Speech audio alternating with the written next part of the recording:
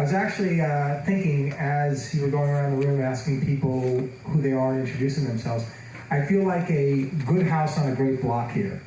Because in real estate parlance, you don't want to have the best house on the best block because then everyone benchmarks against you.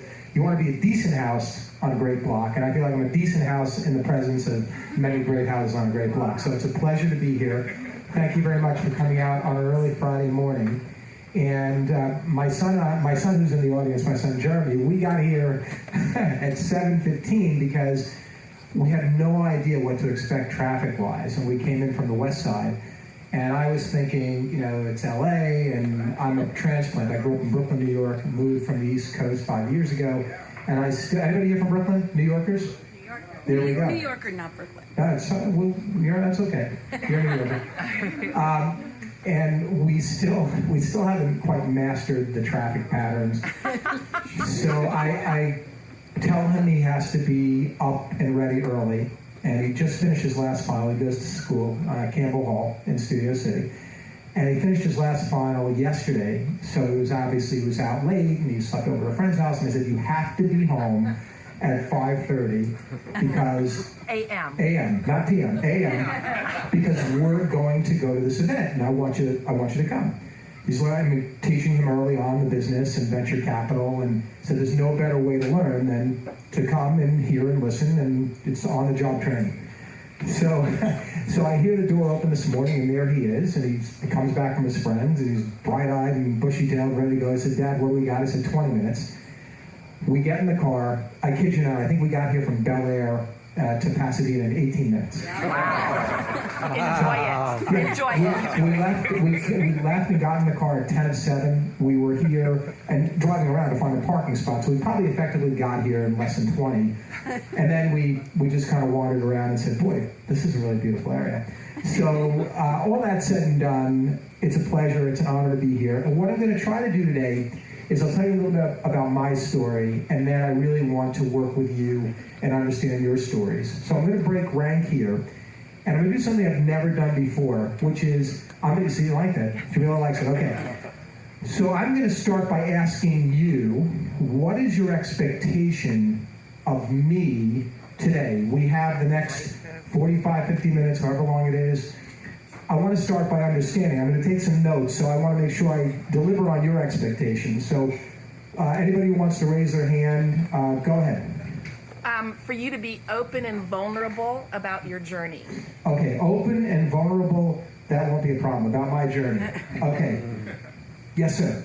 I'm expecting you to be a genius. You might as well leave now because that ain't going to happen.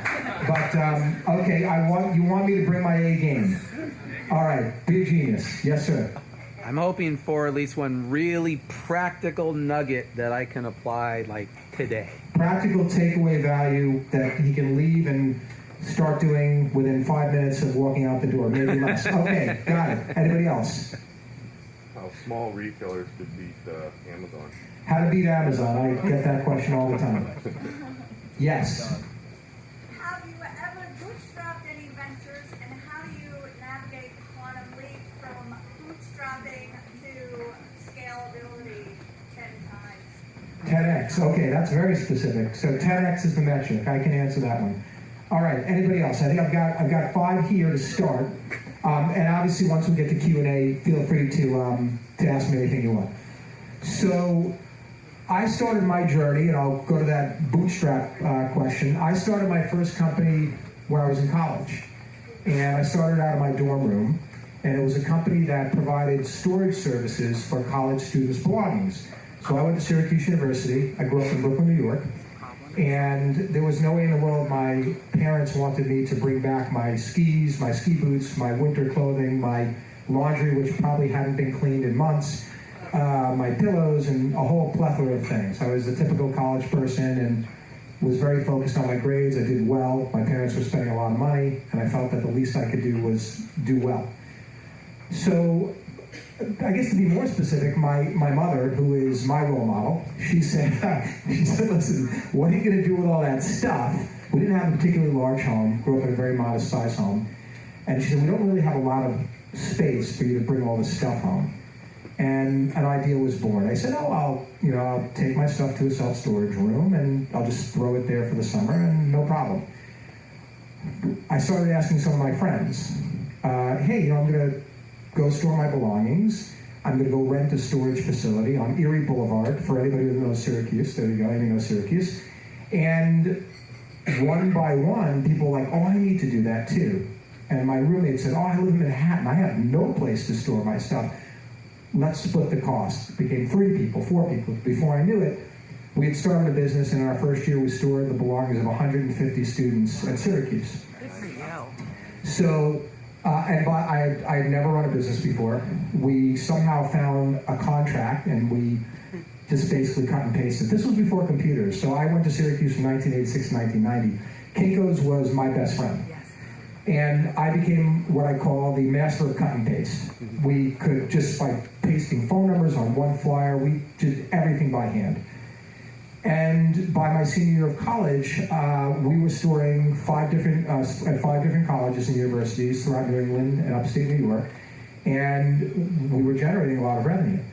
So the question about how do you scale, we went from a dorm room to running out of my fraternity house, out of my room, my bedroom in the fraternity house. We were doing storage for, I think it was 1,000 students by my senior year throughout the East Coast of the United States. And how do we scale? And this is a very simple example, but I want to start with something very simple. We scale by doing, because there weren't any, and depending upon the business you're in, you can read and you can look at case studies, but the truth be told is every business has its own tenor and tempo. So I tend to advocate and say, read the stories, read the magazines, Inc., Entrepreneur. When I say read, obviously online, there's a lot of great information out there, but don't take that as gospel. We learned, and I learned, and speaking with entrepreneurs, I always talk about learning by doing. My best lessons in life have not come from people telling me what to do and how to do it, but more so once I've started doing it, I then go and leverage other people's experiences, mentors. I have a lot of great mentors. I have a professional and personal coach as well, and I learn those things. I got my first coach in business when I was in my 40s. So it's not a function of I had my checklist and said, by this point in time, I'm going to know this, and I'm going to have these resources lined up. As I learned, I think the most important thing I can share in scaling not only a business, but scaling as a person is be vulnerable. I think somebody asked the question about vulnerability. Okay, the vulnerability question. Be vulnerable and be cool suggesting and be very overt telling people what you don't know. Because I found that there are a lot of good people out there who will embrace that, and those that don't, you don't need them anyway. The bottom line is if they're not willing to help, then you don't want their help. But there are many people out there who will embrace vulnerability, not as a weakness, but as a strength. And where I see that, and I see we have a group, a widely distributed group of different genders and ethnicities, where I see that becoming critically important in today's day and age is there is a gap, and there are inherent systemic biases in funding. You tend to see a lot of the stereotypes with who's getting funded and how one has to behave if they're of a certain gender or a certain ethnicity. There's a lot of inherent, I have to overperform or overcompensate. My data and where I see the world going today is absolutely not. Don't be something you're not, be who you are. And when you look to gain experience and you look to gain people that will be on side, they will help you out with references, referrals. They'll take something from good to great. You do that as a collective. Nobody goes from good to great. And you can tell me any entrepreneur out there, and you get them on the stage with me and I will debate them. I don't care, race, place, gender, where they grew up. If they tell you they had all the answers, they did it all, they figured it out on their own, they're lying and don't believe them. And anybody who tells you they never lied before is a liar. So that's a real life experience. Everybody's lied about something in some way, shape, or form. But the question about vulnerability, it's critically important in today's day and age where we're inundated with social media, true news, false news, no news is good news, there's a lot of news. You have to be really thoughtful and you have to recognize that you got to run your own race. And I tell you this, not that you should run your own race. This is how I've built my businesses, how I built my reputation, and how I live my life. That being said, my background is anything but typical. I told you I'd tell you a little bit about my background. I started a storage company as a byproduct of traveling to all these college campuses. I started trend spotting. And now at the time I didn't know that's what it was, but I saw the resurgence of Adidas. I saw the resurgence and I saw the grunge movement, so to speak. I was operating on 100 campuses throughout the United States, and I was personally traveling to all the campuses to train the students to go out and sell my storage service. So by being self-aware, and by the way, this wasn't contemplated. I just thought it was cool. I was like, oh, wow, look, I wore those when I was a kid, and they come back in style. And in the early 90s, Nike was dominating everything. All Puma went off the radar screen, and all the brands that I thought were cool growing up they went bye-bye for a bit. And I saw the resurgence of New Balance, and like, wow. But I wasn't consciously aware. I didn't plan it. Let me say this. I didn't plan for the things that I learned to be learned. But I made sure that I was consciously paying attention. And how I got that, and this is going to be very funny, I remember when I got married. I remember the rabbi, I'm Jewish. I remember the rabbi saying, make sure to be present at your wedding because it's going to go very fast. If you blink, it'll be over. You won't remember who was there. You won't remember what you ate. You won't remember who you spoke to. And bring a second shirt. I remember that also. I said, bring an extra shirt. But that was a cue. And again, my point is you get these cues along the way.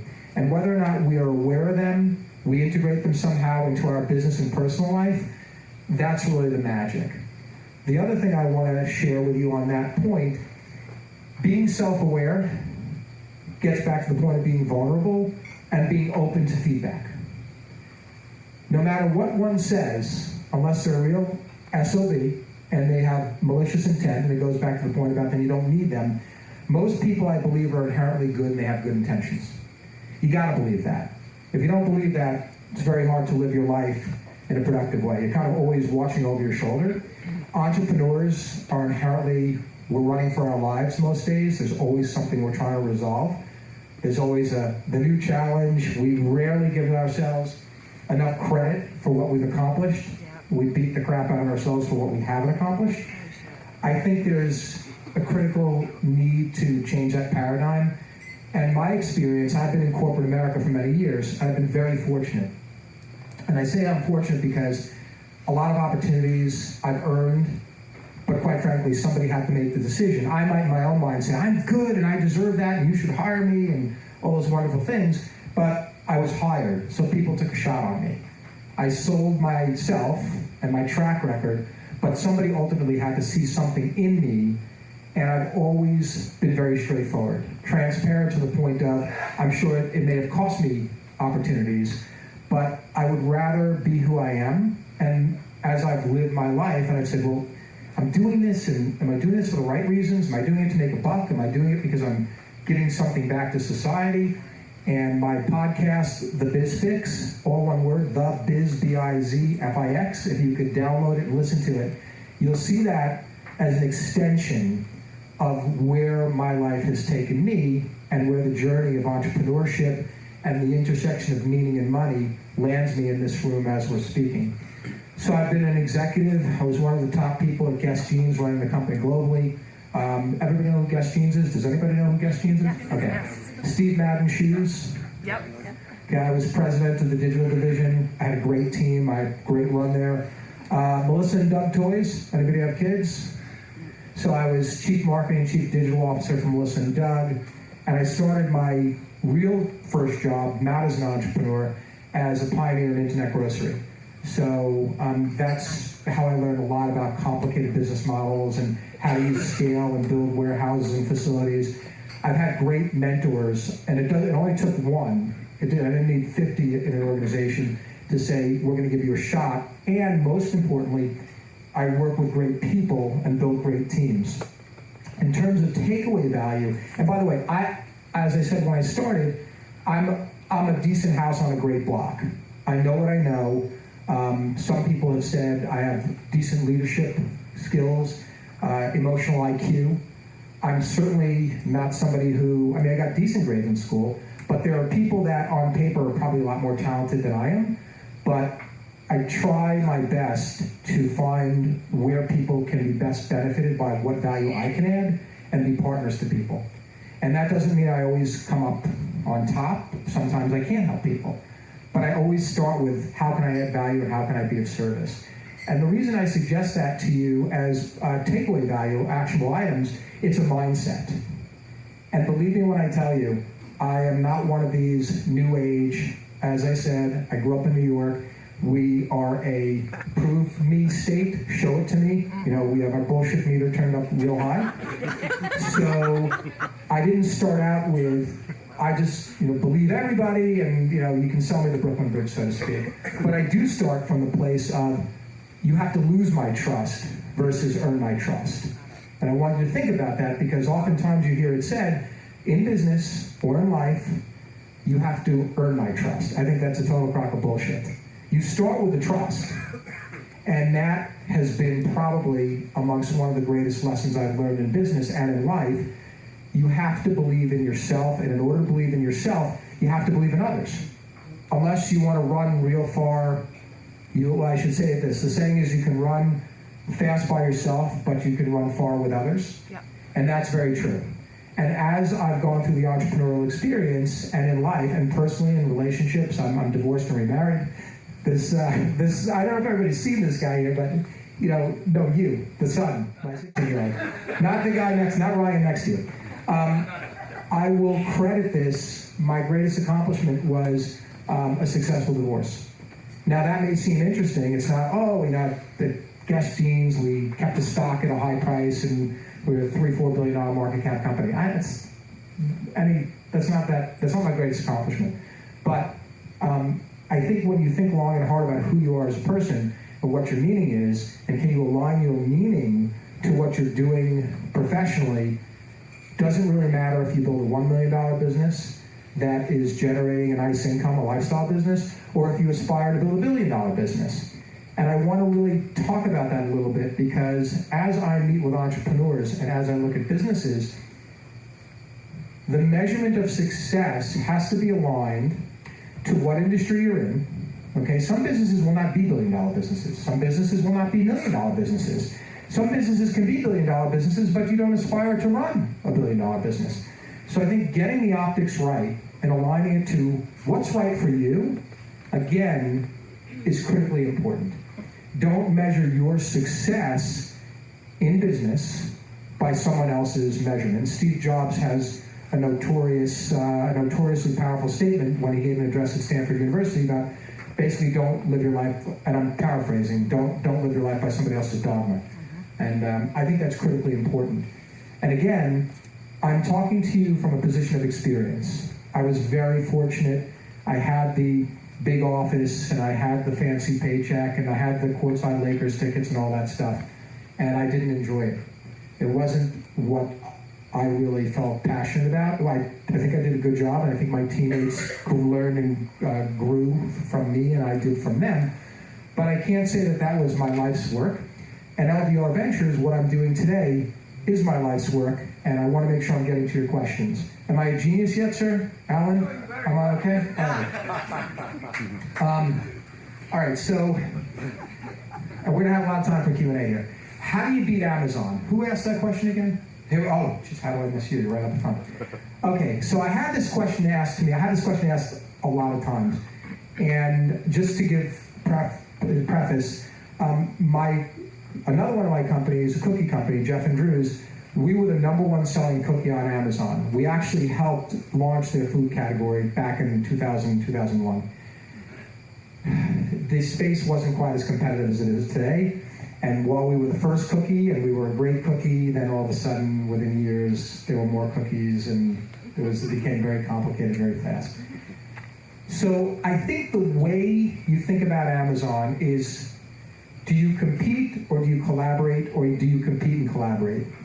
The easy answer is businesses that are highly customized and highly personalized, and the brand is very powerful, have the opportunity to compete, to collaborate, and compete and collaborate. You can get acquired, tell that tale. You can coexist. But I think Amazon's here, it's growing, it ain't going anywhere. Jeff Bezos has built a brilliant infrastructure company with his team, and whether it's getting it to you within minutes, within hours, he's knocking every piece of the puzzle out, and he's knocking it out of the park. However, the major difference between starting a company and what Jeff Bezos and the Amazon team has is they started culturally with this is what we're going to do. And everybody watched it happen. And he did it with his team. He said, I'm going to systemically and systematically beat everybody on price. I'm going to beat everybody on convenience. I'm going to beat everybody on selection. And damned if he hasn't done it. What people didn't realize, and some people did, was that in order to do that, I'm going to build all these capabilities, and then I'm going to acquire anyone who's substantive to be part of my ecosystem.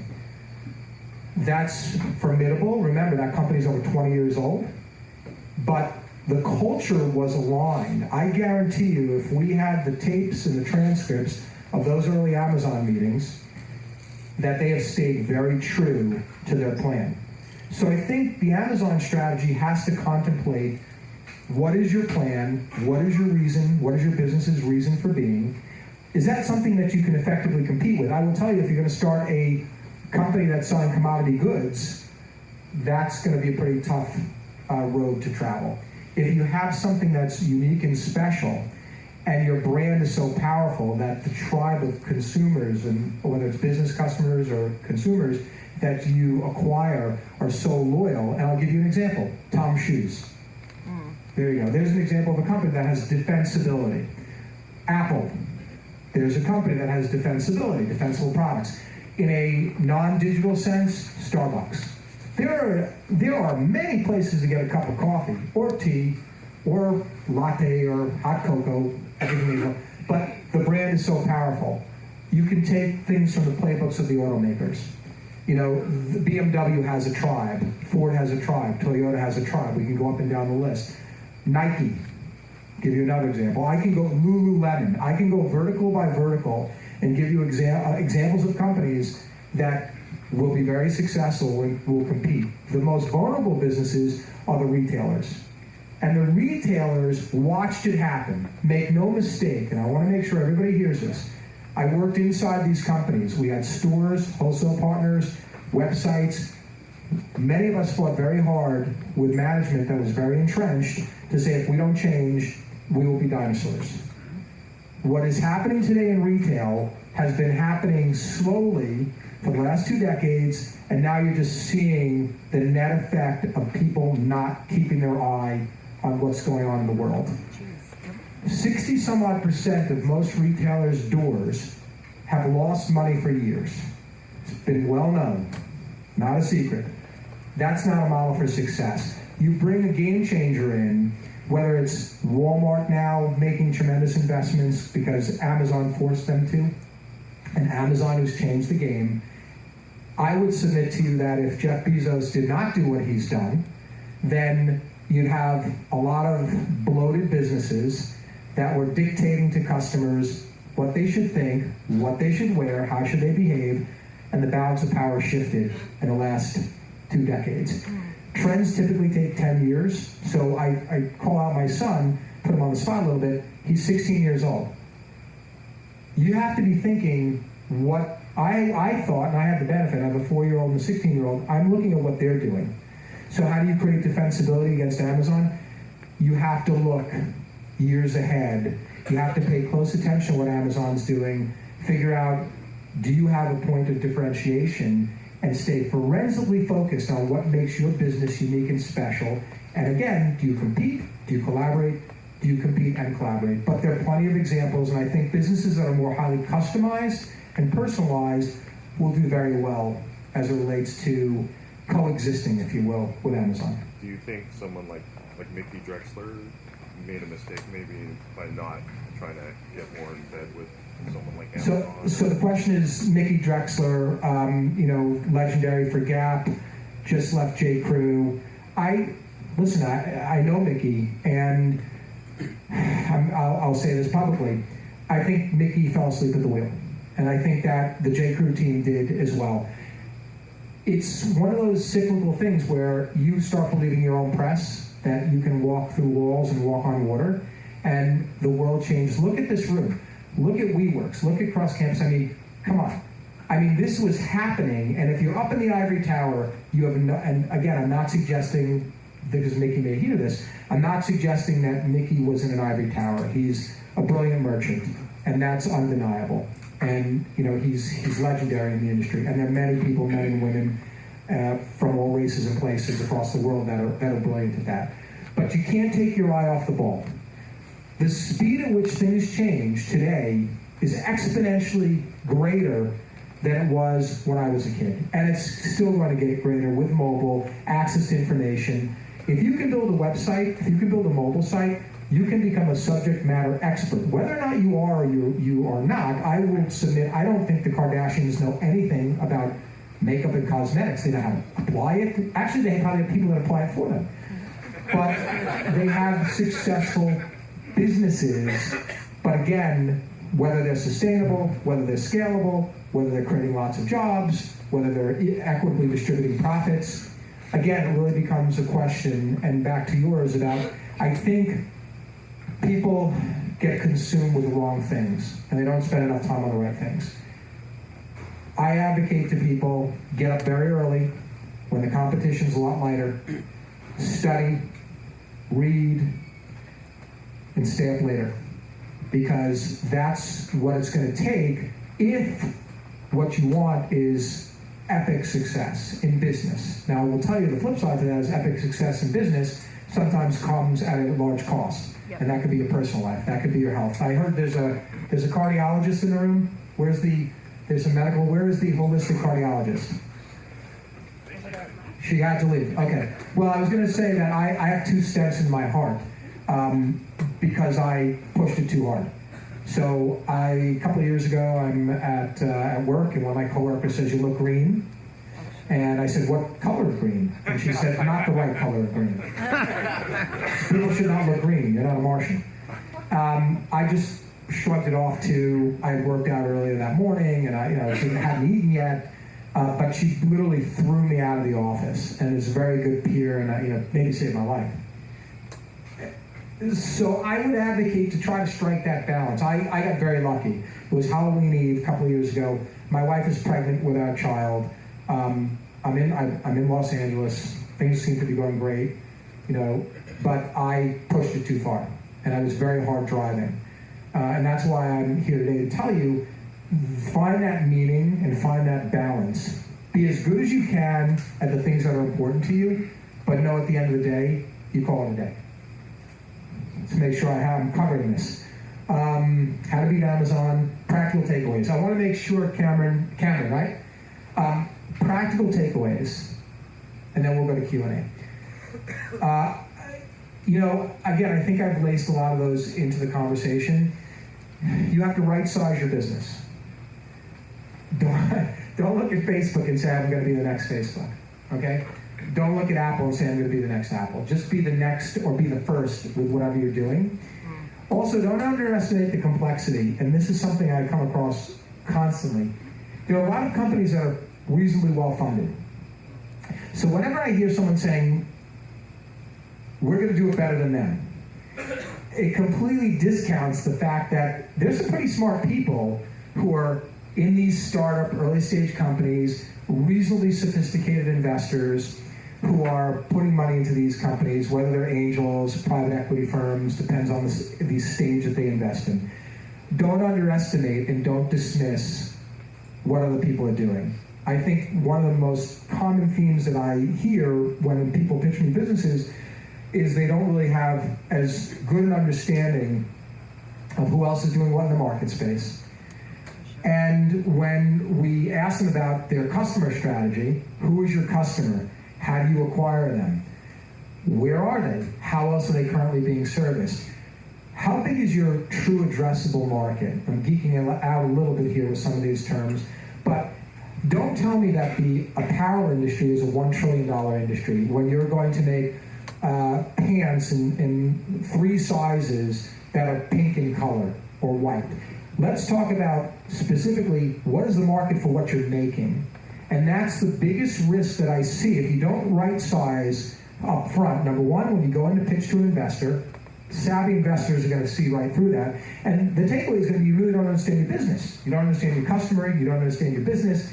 Therefore, let's spend the next couple of minutes just BSing one another. Or the meeting's over, and thank you very much. I think it's critically important to understand your customer, and it sounds very stereotypical, very cliche, but you might be very surprised to sit on my side of the table and see how many people really don't understand that part of their business.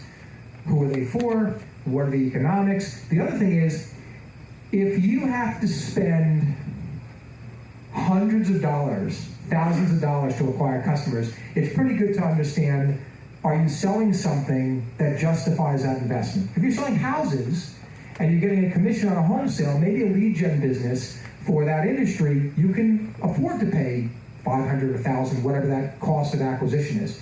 But if you're selling toilet paper or batteries or potato chips, if you have to spend $100 on the premise that, yes, but they're going to become completely loyal and they're only going to eat my potato chips and nothing else, it's the potato chip diet, that's probably not a very sound proposition.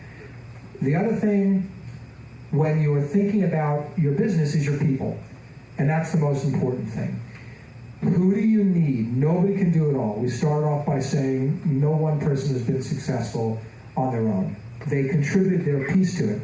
Your founding team, as you hire, strike a good balance of skills, of life experiences. One of my best valued partners is my business coach, because his expertise is in organizational development, conflict resolution, and he's worked across early stage to executives in major global firms.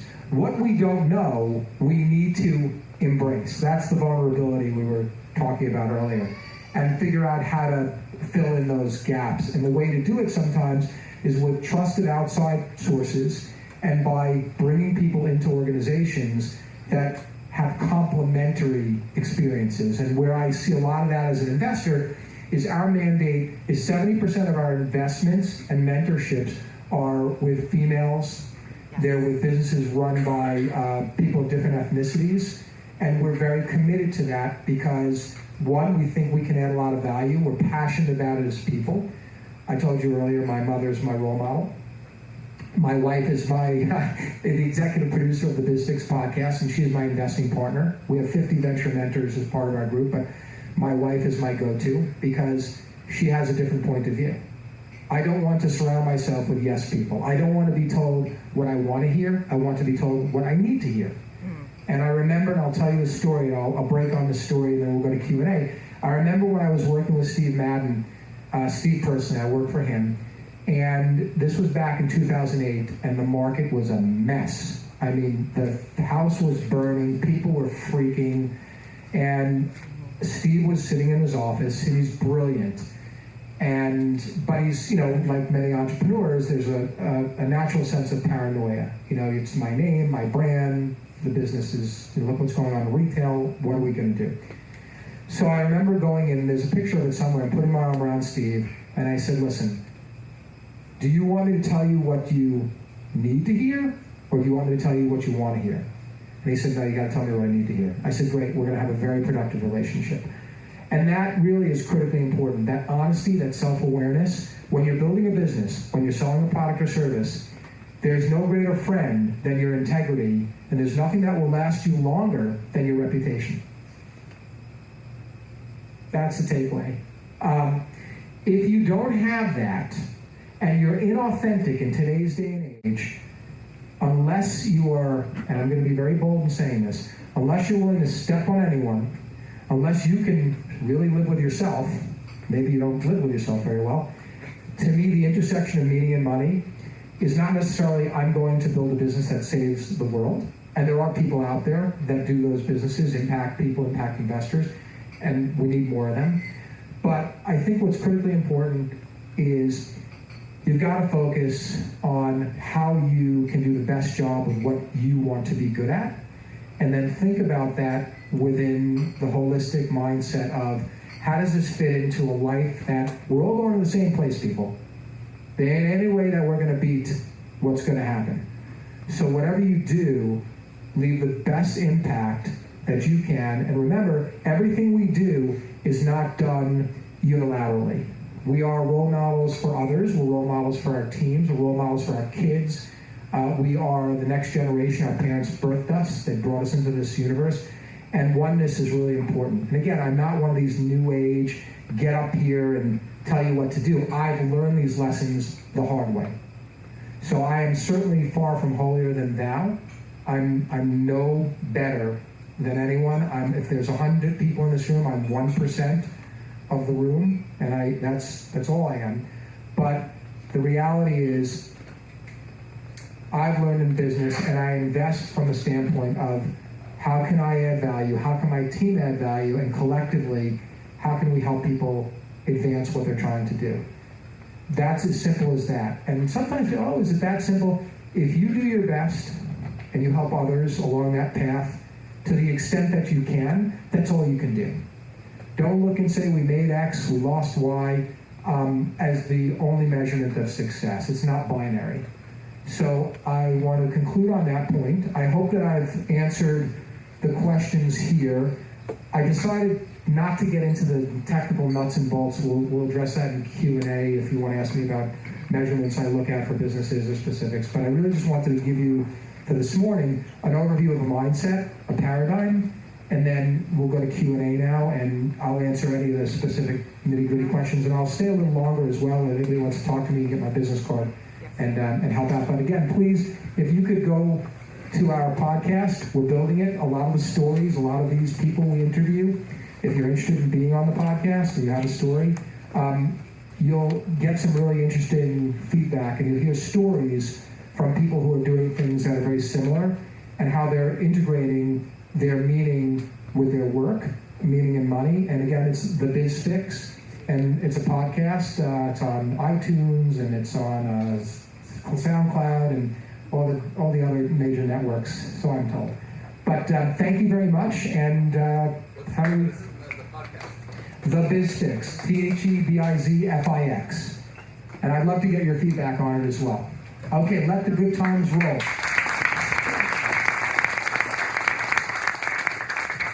Thank you for sharing so much of your just life's experience and wisdom along that journey, both personally and professionally. I think it's really inspiring for definitely me and our audience as well. I just want to highlight a couple things that you mentioned, which is just being vulnerable and sharing information. I've met a lot of great, talented entrepreneurs here at this meetup that when I share ideas about the product that I'm building an app, they'll actually tell me exactly what I need to hear. And it's so important to solicit that information, to ask people, what do you think of this idea? Is this a good idea or not? When someone says no, don't shut down and dismiss them. Open your mind to the possibility that they're actually trying to help you build a better product. So I think that's such a huge bit of information, and I just wanted to definitely highlight that. Okay, that said, we're going to open up the Q&A. John's going to walk around with the mic. If you have a question, raise your hand. Comments offline. Thank you very much. Be vulnerable. Ask me lots of questions. Thank you for the presentation today. Thank you. So my question was in regards to KPIs as an early stage. I knew somebody was going to pull the KPI question. Okay, go ahead. I mean, you just kind of mind speaking to that, like the value, like, because I've talked to different venture capitalists, and some tell me don't worry about KPIs as early stage, just focus on building your brand. And others say do, because when you go to the next stage of funding, the next venture capitalist is really going to play a lot into with how you track your KPIs, and it guides your direction. Okay, so the question, again, is about KPIs. It depends on your type of business. If you're an IP company and you're creating technology, or you're med tech and you're creating a product, you may not have KPIs other than milestones. Where are you along your product journey as it relates to FDA testing, or where are you along your path in terms of something that actually works and you can defense it. KPIs typically, if you're doing consumer-related businesses or you have a measurement, you're trying to build a lead gen business, really depends on what your KPIs are. So if I'm a content company, my KPIs are probably traffic. My KPIs are if I have a gated business where you have to download white papers and I'm looking to lead gen. If that's the crux of the business, then the KPIs are critically important. If you have a business that suggests it's going to have this amazing content and drive all this traffic, your KPIs will be very clear to defense that in fact is happening. Also, time spent on site. Again, if I put it into a digital framework, are people really engaging with it? Your downloads, because it would give some reference points to whether or not people really have an interest in what one is doing as a business. So the simple answer is it depends on your business, and I would argue that KPIs are very important if the nature of your business and the nature of your business case is that we are going to sell a product, people will have an active interest in the product. How do you show me that that's happening? But there is, cost of acquisition, there's customer lifetime value, there's time spent on site, there's traffic, there's a variety of KPIs. Make sure that the ones that defense, you don't need to have, if one is insignificant to your business, if average order value has nothing to do with your business because you're not selling anything, but you're a content company, you just have to have the right KPIs aligned to the nature of what it is that your company is doing and promising to do. Back here. Yes. Thanks very much for coming out. Really appreciate what you shared this time with everybody. You talked about trends and following trends. What do you see trend-wise in early-stage funding that might be going on today that we don't necessarily hear of in mainstream press or some of the publications that we typically would? So I think we're starting to see a little bit more sensibility in terms of investors looking more deeply at the business versus unicorn hunting. I think I've seen this at least 3 times, 4 times maybe in my career where the measurement of success and basis of comparison was unrealistic. So I think that, and it's cyclical, I think that we're starting to see a retrenchment, people looking for real meaningful businesses, and EBITDA is important, and don't spend indiscriminately trying to figure out if the model works. Don't spend $300 to get a customer that spends $100. So I think it kind of goes back to the KPI question. I think as investors, we're starting to look more closely at the operators. Do they understand the business? And do they understand the mechanics of the business? And is there a well-balanced team that has both the experience, the skills, the resourcefulness, and I would submit has some road rash that they've accumulated along the way so that they can take a couple of good punches, because that's critically important. So in answer to your question, those are the things that I'm looking at, my team is looking at, and I'm seeing a number of our peers have a like-mindedness approach to doing it. Not everybody, but I think show me how this business really works versus just scare me into investing because I feel stupid like I'm going to miss something. Hi, I'm Doug Williams, and I'm an entrepreneur in the apparel business. And firstly, I want to thank you for your insights on entrepreneur. I've never really sat and listened to somebody speak about it. And the good news for me is a lot of what you said I could relate to, and I'm already doing. Oh, fantastic. Now, beyond that, on a different subject, I'm interested in your podcast. And you're a businessman. Are you doing it to make money, or are you? No. Do you anticipate to make money? No. I haven't quite. Here's the irony of the situation. I haven't quite figured out, nor do I care to figure out the business model of podcasting. I just love podcasting. The same way I'm up here. I love imparting knowledge. I love speaking to and learning from entrepreneurs, again, all stages, ages, races, genders, places. I was on a podcast with someone out of Australia the other day, Steve Goveski, and he podcasted me. And he's really an expert in innovative disruption. And I take, it would be funny if you were to see me as I'm podcasting people, I'm taking just as many notes alongside of I'm asking questions. The podcast has really become a way for me to learn and grow, at the same time help others to learn and grow, and it's probably my greatest education vehicle. And it's also very cathartic because I feel like as I'm learning, we're all learning together. So the podcast was the idea of my wife, who has a background in entertainment. She's also an investor, and a childhood friend who's a very successful entrepreneur in fintech and legal tech. And he said, you should do this. Like, you have a really good voice for radio, and you should do a podcast. I'm like, what in the world is a podcast? Because my wife listens to them all the time. She listens to Slate and Political Gabfest, and I had no, I'm like, what is, come upstairs, come on, let's go out and do something. But as I've done them, and we've published 8 episodes, and we've already recorded 14, I'm like a kid in a candy shop. I'm gushing, I'm blushing. I'm like, well, this is the coolest thing I've ever done.